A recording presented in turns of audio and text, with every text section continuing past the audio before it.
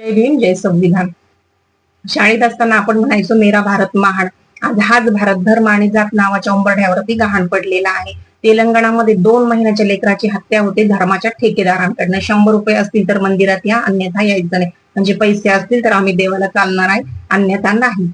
हे सगळं करणारी माणसंच आहेत. डॉक्टर बाबासाहेब आंबेडकरांनी जर यातून आपल्याला बाहेर काढलेले, मग याचा अट्टहास कशाला करायचा?